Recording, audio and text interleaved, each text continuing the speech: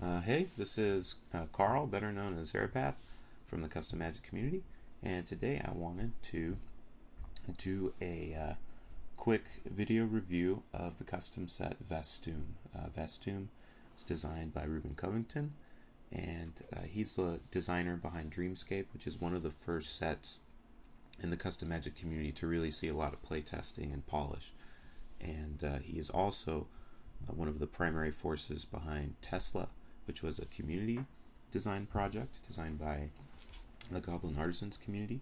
He was one of the main forces behind finishing it and just getting it done and out the door, making sure it's all polished. So Reuben's a great designer. I've seen some cards and probably all the mechanics of Vastuum just in the chat, but I haven't looked at boosters worth of cards before. So I thought we'd do a sealed event of Vastuum just to kind of go over the mechanics and see what it looks like when you just open 6 packs and try and make a deck. So we're just going to do a sealed. As fun as it is to draft with bots that make random choices. Okay, so we see colorless mana making a return, and that kind of fits with a dying world. The mana is kind of being siphoned away, so I like that. Oh, a rare. Aethonis Watcher enters the battlefield. Okay, so it can be removal. Or, okay. It's a tough thing to do colorless mana only cards because you have to ask yourself, what is in pie for colorless mana? And I like what he's done here, where he's had the exile until it leaves the battlefield effect, but 2 different color versions, black's version and white's version. So it doesn't feel like a black or white card. It could be a black and white card, but there's no black white card currently that does this effect, so it can feel like colorless. It deals with exile too, which is one of the main things with colorless, just because of the precedent of the Eldrazi caring so much about exile. Let's go by color, and then we'll look at, I'll try and pick out some of the mechanics. First big one is colorless mana. There's only 2 cards that require it in their costs though, which makes me think it's kind of a sub-theme and not one of the main mechanics. Alright, Wound. So Wound is a creature combat mechanic where whenever your creature deals combat damage, you can choose instead to put a single -1/-1 counter on the opposing creature. And I feel mixed about this. Generally I like choice mechanics where you give players choices that can complicate things, but if there's not too much of that in the set, then it's good to have those mechanics. I just don't understand why players would want to deal less damage than what their creature naturally deals. Like, I understand there's synergies where you want to have -1/-1 counters on your opponents, but wouldn't you rather just kill their creatures? And I think that puts a lot of pressure on how you craft the limited environment, to where you have creatures with higher toughness and lower power, and so they're not going to kill each other in combat, so you might as well just wound them anyway. Really, playtesting would have to bear that out, but the mechanic gets a minus from me just from first glance, because if it doesn't look great when you look at it, that's the thing that matters. Of course, you see here that you can make Wound carry a little more weight with this uncommon build around card. Okay, that's not a mechanic, but black-white either cares about sacrifice or going wide, probably both, some token strategy. I love the tension in the card. Okay, Salvage. So salvage 3, exile this card from your graveyard, draw a card. Salvage only as a sorcery. I've seen different versions of salvage, some literally called salvage in other sets, and I think generally it's been discovered that it's just too powerful. People want to put it in red, and it just gives natural card advantage to a color that shouldn't have it. It's kind of like Flashback in that it allows some self-milling archetyping going on, or you could sacrifice your creatures and salvage them, although I don't know that salvage is actually on creatures. If you already have Wound on creatures and maybe other mechanics, then it makes sense to keep salvage to spells. And we see that blue-red cares about salvage, which makes me think that maybe it's only on instants and sorceries.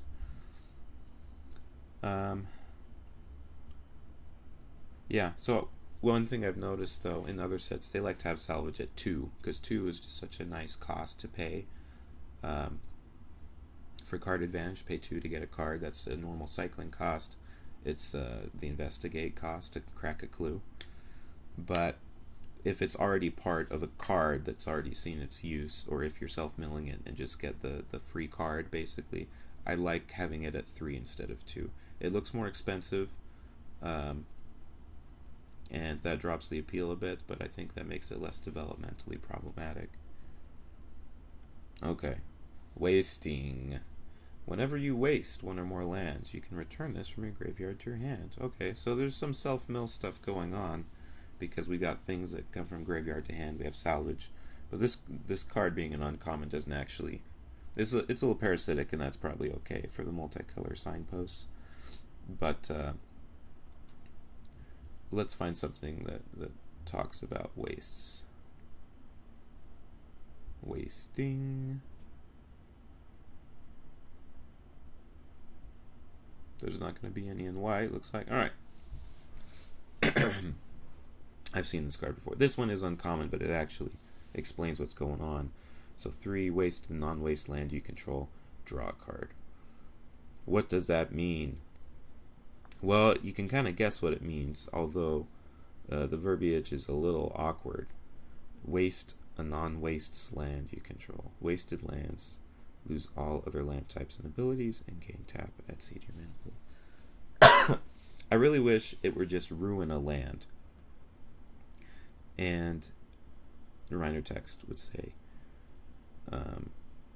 ruined lands lose all other land types and abilities and gain this. Ruin only ruin lands become wastes and lose all other land types and abilities and gain this. You may only... Oh! Reuben, if you're watching this, you're missing a quotation mark in your reminder text. You've got to close that quote, buddy. This is less wordy, but it just sounds so awkward to say waste a non-waste land. And I'm wondering if you can specify that it has to be a non-waste land in the reminder text. Maybe you don't even have to put it in the reminder text. It can just be in the rules of the mechanic. Reminder text doesn't have to explain exactly how the card works. It just has to explain basically how it works, enough so that people can play it. My problem with Wound and Waste, I bet that they probably play well. I mean, I wouldn't put it past Reuben that, you know, these play well and lead to a fun environment. The problem is that when you just look at them, they don't look appealing. Wound, why would I want to not deal all my combat damage? Antiquity Sage, that's just not fun to read. Although the concept is pretty cool. Anyway, so you can have cheaper activation costs. The thing about waste is it makes your land drops more interesting, because you want to draw land so that you can waste it, or because you've wasted all your other lands, you can't play your spells anymore. But that's kind of a self-imposed cost, like you've done that to yourself. And I love this one because this actually helps you. If you waste a land and you draw a card, if it's not the card you need, maybe it's a land, and so you've kind of replaced the cost that you've just used. So that's cool. Okay. I don't think there's other mechanics. If there are, we'll come across them as we go. So we've looked at those. Those would all be fine colors to go into. Oh, here's the third colorless one. And now we see why colorless is in the set, because you're wasting your own lands, and suddenly you have colorless availability. Note that there are no actual wastes in the set, so if you care about wastes, you're making them yourself, and I think that's fine. I think making wastes a cost rather than a feature of the set is interesting design space, because wastes, you know, you have to make colorless mana matter more for wastes to matter more by themselves, and I think in this set having it be a cost matches the flavor more, and also allows the environment to kind of stress other aspects of what's going on. Right. Okay, Warped Landscape is kind of like an Evolving Wilds that you can still use for mana. Uncommon. Okay, this gives you some of that colorless mana, sweet colorless mana. 5/5 can have counters that matters against wound. When I look at colorless, like when I was talking about the Watcher, does it feel colorless? Does it feel like it's not just another color? And again, he's done this thing where he's combined a red effect with a blue effect, effects of two different colors. But it doesn't necessarily have to be a multicolored card. It can be this kind of weird colorless card that still feels colorless because it's adding colorless mana. There is flying in colorless as far as we know. It seems fine.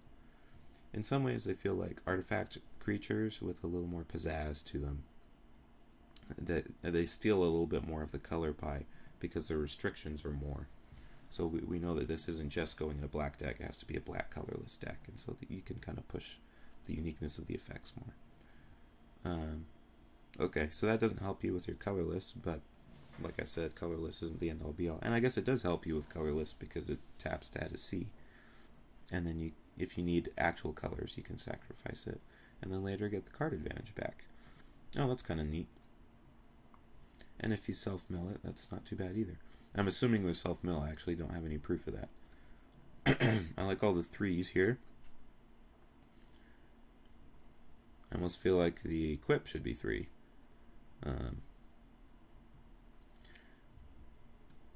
My problem with equipment at common is it just feels like a lot of mana payments to pay. It kind of complicates your turn management, which is a good thing to have some complication there, but equipment that introduces more costs to your creatures to actually use the equipment, I don't know how high I am on that. Uncommon, non-basic.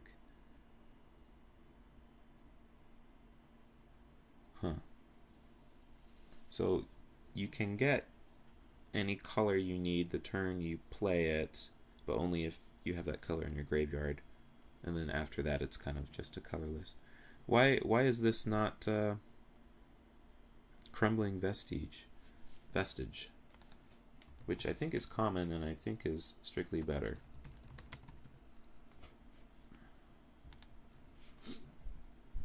Yeah, you get any mana without an extra cost.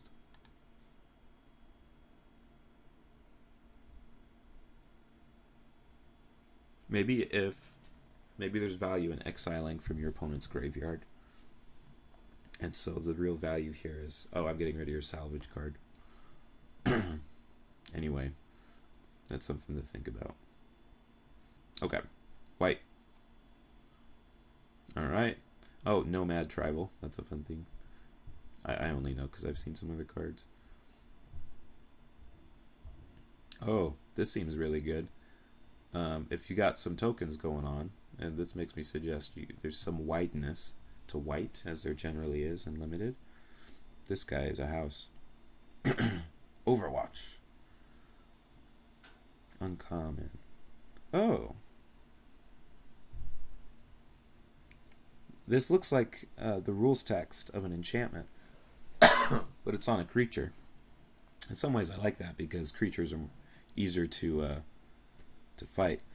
But man, this really makes opponents not want to attack. Here's a really solid ability. Like, this has a big impact on the board, but overturns, right? And the thing is, you can't tap one of their creatures and then the next turn put a counter on it. So it's not like it still leaves some counterplay to the opponent. At the very worst, though, their opponent is getting one of their creatures tapped on the white player's turn.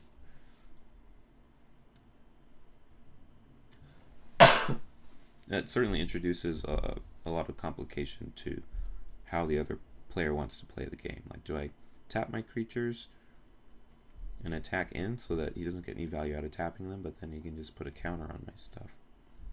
I don't know. Okay, I like that. Last Hope. Isolation Zone. That's a reprint. I don't know how I feel about White's exile thing at common. It's a little high concept for common, but it's, you know, it's well within White's pie. So you notice here, even at common, the wound cards care as that they've actually wounded something. It's interesting that the threshold is so low despite counters being all over the set. It seems like wound, and this matches the flavor, is you want to wound a creature once. Then after that, you're not really using wound. You're using the bonuses you get from them having a wounded creature. I wonder if there is that white-black sacrifice theme, or sacrifice in general. If that leads to people sacrificing their wounded creatures to deny the bonuses. Cost 3. Yep. 2 and a white, gain 6 life, then salvage it later. I'm a sucker for sideboardish cards like these, or cards that we're taught to feel like are bad, which are generally life gain cards, and they're secretly being card advantage there, or some reason to play it, or maybe there's some really deep, dirtly blue-white deck that gains life and salvages cards. So I'm a sucker for that. This wants wideness. I've seen this kind of effect on 1-drops before, but not on a competitive 2-drop. 3/1 for 2. So this wants to get drafted. Oh, okay. Artifact removal, though, in white. It's kind of interesting. I don't see a lot of artifacts. I imagine it should be enchantment removal. I don't know exactly what the color pie rules are. I think white can do artifacts, but usually it's with artifact or enchantment, I thought. I might be wrong. Just giving first strike. I don't know. This might be a good target for salvage, though, because it's a very situational trick. Like, they have to match power and toughness exactly. Although first strike matches really well with wound, because if you can wound them before they deal their damage back, maybe you can prevent your creature from dying at all, but you still get to wound them, because you get to lower their power before they deal damage back. I mean, it doesn't look like an appealing trick, but the card advantage looks appealing. Alright, we talked about wastes. I'm wondering how much other waste support there is. If it just means the waste deck gets to also play those things, and the other decks don't. I don't know.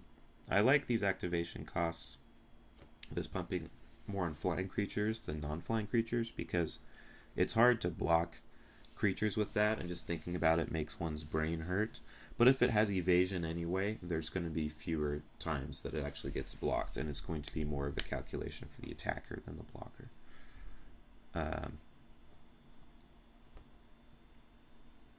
Yes, straightforward. This one seems more appealing. It costs 3, counter less. They pay 3, salvage 3. I like that a lot. It might be a power common in some constructed. I don't know. But 3 is a lot to draw a card again. And I wonder at the appeal of salvage, but I think it does have to be that cost. Hey, Essence Scatter. What a crazy design. The Madman. Okay, so some self-bounce. Not on a competitive body. I wonder if that should be a 2/3. Maybe blue is very powerful or something. So what are you? Oh, okay. So if you've wasted one of your lands, you need the color, you exile the land. So you use it for one of the colorless of the Warper, and then you bounce it, you slow bounce it until it comes back, and then it comes back untapped. And then you can use that white mana for Seize the Unknown. Okay, yes, the mill is happening. I knew it. Fish, flying fish. I guess all their water's gone. Ooh, ooh. Okay. 4. For 3/3, this is common. You can waste 2 of your lands. Wasting just 1 land doesn't seem like that much of a cost. Wasting 2 becomes more interesting. Oh. And then you can bounce a creature. That feels like a good a good satisfying trigger. Unless it's attacking or blocking. That's kind of fun. It's big. I feel like more and more Wizards is okay with blue getting their big things without as many obvious drawbacks. Like the drawback here is that it's a 5/5 for 6, which now is unplayable these days, even in blue. And so you have to have this kind of interesting text on it. I guess there is still some water. I don't know why the fish are in the sky. They should just chill with the Midnight Serpent in the cloudy water. Okay, you can waste to tap. Tapping at common with no cost, but the cost is wasting. So you can just see how many wastes they have, and then you'll know if they can tap you or not. Also, it's appealing to finally have a tapper that doesn't require mana to tap. Which is one of the fun things about waste. Like energy, it introduces another economy to the game, which enfranchised players are going to enjoy because it's a new way to think about resources that they've already mastered how to manage, you know, with the mana system and your life total and kind of the typical resources the Magic players are used to using. So that's kind of fun. Okay, proliferate. Oh, or minus proliferate. Okay, so you can remove all the -1/-1 counters from your creatures and add them to all of the opponent's creatures. It's in blue. I haven't seen any wound in blue, so this probably helps other archetypes.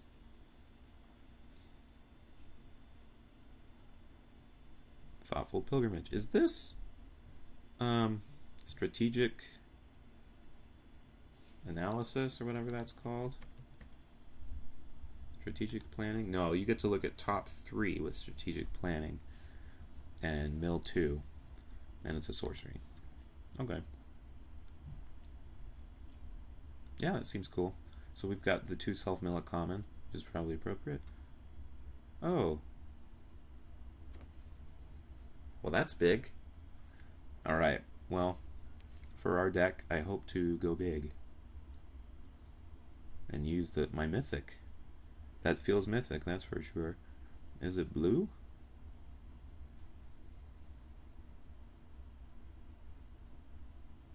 I mean, it feels fine. This makes me want to play big creatures, but it doesn't necessarily say creatures. You could have it be the first instant or sorcery spell you cast during each turn. That might be interesting, because then you can also do it on your opponent's turns.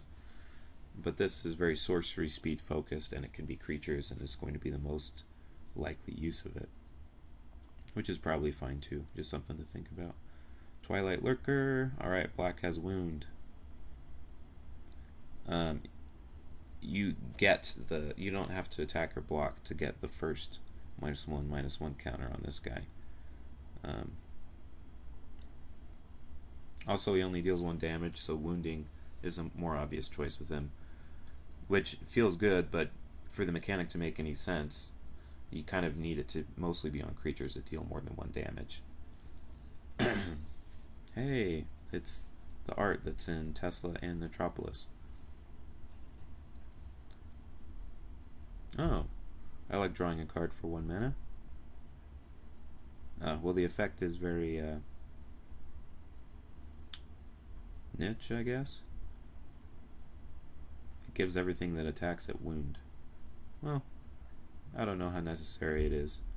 Effects like this might be pushing the counters a little too far when you have wound, but I don't know. Mutants.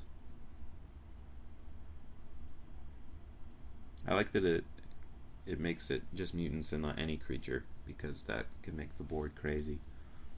But it still rewards you for going in on mutants. And then they feel like it's not just the 1 card that's killing them, it's your whole deck. It's the fact that you made a mutant deck where everything dies. Which doesn't feel as bad as if just any creature dying triggers. Okay, they really care about their opponent having those counters. Yay, I like this. It's so tempting to give Indestructible and Death Touch, like that one Dragons of Tarkir trick. But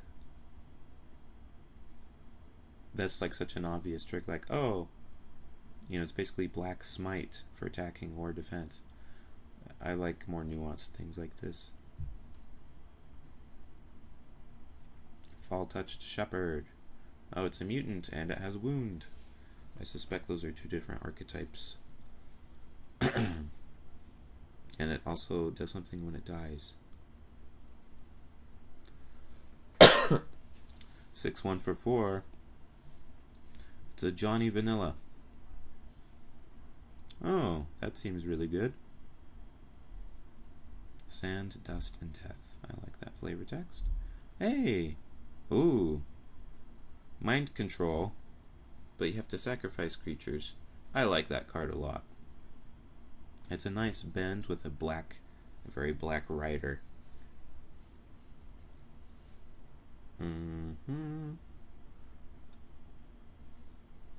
Yeah, I think R&D really wants us to return multiple creature cards from the graveyard, because they keep reprinting that stupid 3 and a black card that's a sorcery. But it's just too expensive for 2 cards, and if they've already died, they're probably not high impact. They probably cost less than 4. So do you really need 2 bears for 1 card at that point in the game? So I like making this a little more competitively costed, make it instant speed, and give a little bit of a black drawback to it. The black's willing to pay. Hey! Alright, well, there's something that obviously wants to die. The stuff in black right now seems a little, I don't want to say parasitic, but a little biodomy. It's a term I just learned from reading Great Designer Search 2 materials.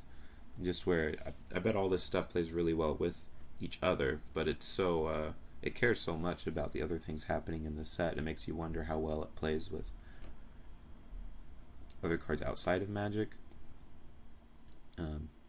It's probably fine. I mean, black creatures dying is not exactly new ground for Magic, so I bet it fits fine. But that was just a thought I had. I like the wasting 2 lands for a big effect.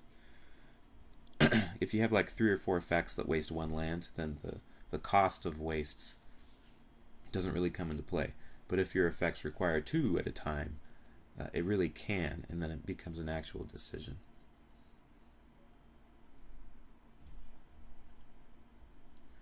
This is interesting because normally R&D is careful about Gravediggers at common because they can loop each other infinitely, right? Like if I have 2 Gravediggers, one in the yard and one in... Well, if I have 2 Gravediggers, one in hand, one in play, I block your Crawworm with my Gravedigger. Gravedigger dies next turn. I play my Gravedigger from hand and get the Gravedigger from the graveyard to my hand. And then the next turn I just do the same thing. So you have a loop where you can chump forever. But here, you can't do that infinitely because you have to waste lands as part of it. I love that. That's very clever. Because it's an effect that black wants at common. Hold on one moment. What?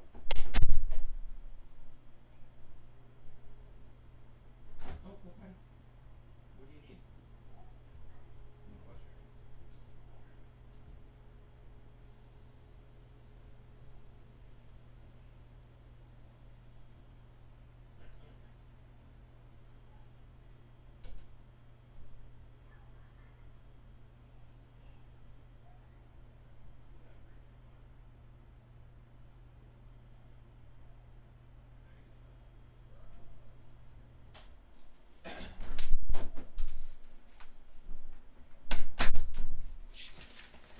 Alright, sorry about that.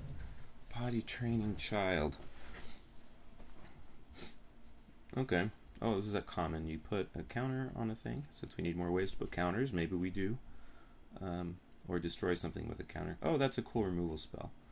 You want multiples of it, or if you have multiples, then these other wound things become better, and that becomes better. Alright. I don't like this card because the real power in these filter effects is getting rid of lands that red doesn't want, is decreasing red's lack of card advantage being a problem even more than it is. Because like if the cards you do draw are land cards and you don't need any more land cards, that sucks for red. So usually these effects help you toss lands. But if you really need lands, and for some reason you have lots of spells and want to get rid of them, oh, this works good with salvage though. So I guess I see the intent behind the design. If every instant or sorcery in your graveyard has salvage, then this is great because you can discard a salvage card, or discard an instant card, draw 2 cards, then both this and the card you discarded have salvage. So you're basically getting 4 cards for 7 mana. Which actually isn't horrible in red. That's wonderful. I just don't know how often players are going to want to get rid of their removal spells or their tricks, which is generally what limited decks are going to have for their instant sorcery spells. Mythic. Okay, here's another templating thing, Reuben. The if is capitalized for some reason. Alright, it feels weird to have wounding and dealing double damage on the same card because I mean, you're not dealing double damage if you choose to give the counter instead.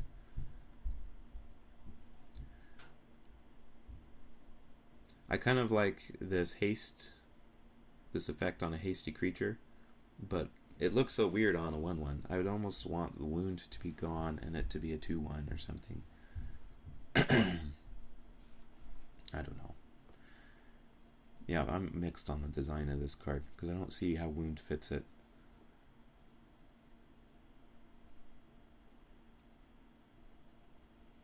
Okay. Oh. You really want this to get milled. Except for the moments where you need it. Like this is something that maybe I'd consider tossing with Unfettered Journey. But then why would I have it in my deck if I was so willing to toss it?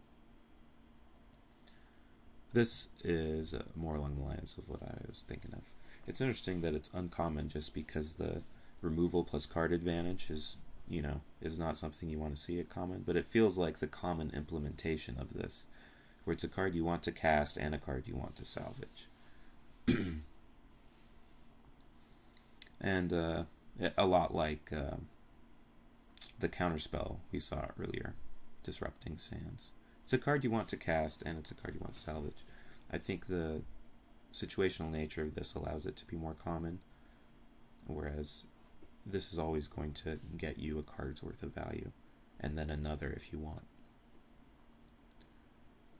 Okay, red self-sacrifices. Yeah, this is not a body I would typically expect from red, a 2/4 for 4. And when I think about other bodies I've seen, 1/3s, well, there's the 6/1, which seems really bad in this set with -1/-1 counters. 3/2/2, 1/3, 2/3. I think 1/2s, 2/4s. Generally, a lot more creatures have higher toughness and power, and I think that's what you want in the -1/-1 set. That does mean the games are going to go longer. Alright, so this is the more aggressive bent of wounding. Oh, that's fun. You take the creature and then you make it suck. Marauding Fire, that seems fine. Limited Chaff.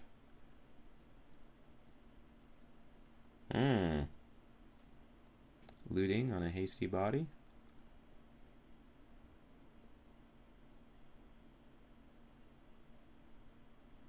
Huh. Okay, wound with double strike makes sense. I like these activation costs. It costs a lot of mana, but most of it is colorless, and so if you've been wasting stuff, you're likely to be able to actually use that. 2 damage plus a counter. Wound. I wonder if it's better to have most of the -1/-1 counter effects be on creatures, because then you feel like you have to work to get the counters on their stuff.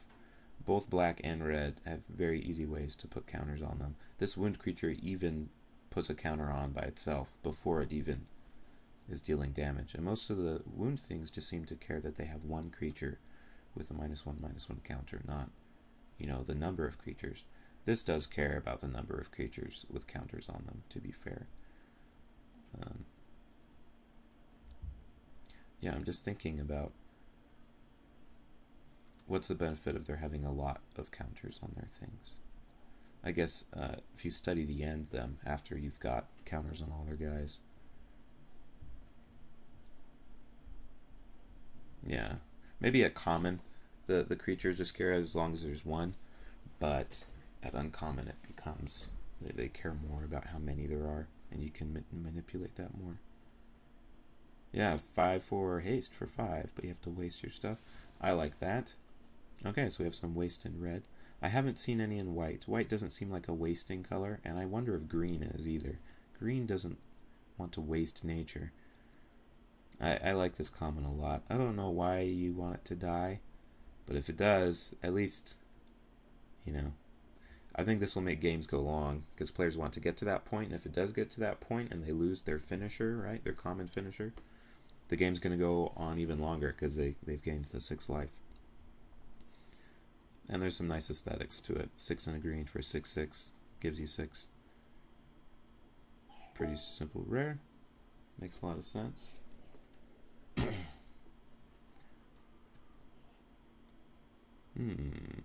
Okay, so green does waste a little bit.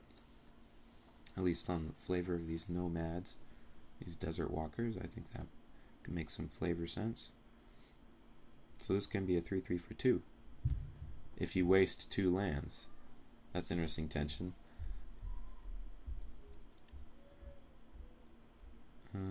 Yeah, 5/4. I'd rather have the haste than the trample, but that's okay. Oh, hold on a second. Hey, bud.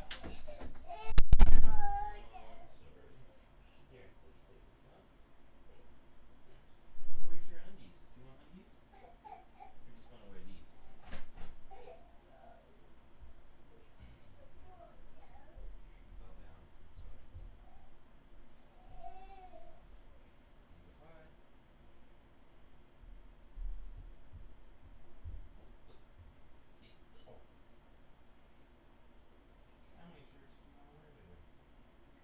Your pops? That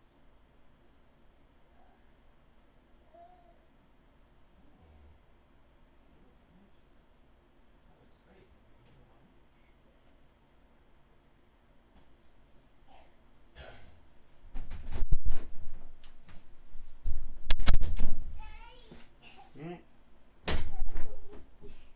Okay. You can help with this. This is Adam. Say hi. You don't know what you're looking at, do you? How old are you? Fireworks? Nope, that's just a big red sun. Oh, that helps fight against wastes. Although it's hard to see how much it costs. I think it costs 3. 4. That's probably fine. Yeah, because, whoa. 4 mana to ramp 2 at common. That might be much, but if these games are going long, maybe you want the ramp to be that good at common. Okay, so you can better fight things with counters. Uncommon, yeah, that's probably fair. So I think... yeah, that's a giant insect. You probably want to return... See? Yeah, I see. Probably want to return your wasted lands with this guy. Snake. A snake. I see snake. Or you can return your guys that have been wounded. Or you can return your waste trigger creatures. Hey, it's Bio-Abomination from Metropolis. Oh, you get to wound them, and then it... oh, holy cow. That's the A+ removal spell from green. It's not a 2-sided fight, it's 1-sided, and you put a counter on them first. Ah, Kind of interesting. Alright, green helps with the self-mill. Hey, the put shouldn't be capitalized. And don't play with that, bud. Horse? Yeah, he's riding a horse. You riding horse? Yeah, he's riding a horse. I'm pretty sure. Oh, it's sorcery speed. That's why. 'Cause this costs 3. The thing is, green has so many sideboard effects. You want it common, but it takes so many slots because you need your fog, you need your enchantment or artifact removal, you need your plummet, and that's just so many cards that don't look appealing in a pack. That's not Adam. That's a bad guy. A bad guy fight Matsu? Bad guy fights his mother? No way. No way. No way. Alright, I don't know how long this has been going. I was going to make a deck here, but I have some company now. Alright, so I'm going to stop this video, and then maybe I'll make a deck and try and play test it somehow for the next video for Vastuum. But anyway, thanks for watching. This has been a look at Vastuum, and I'll see you later.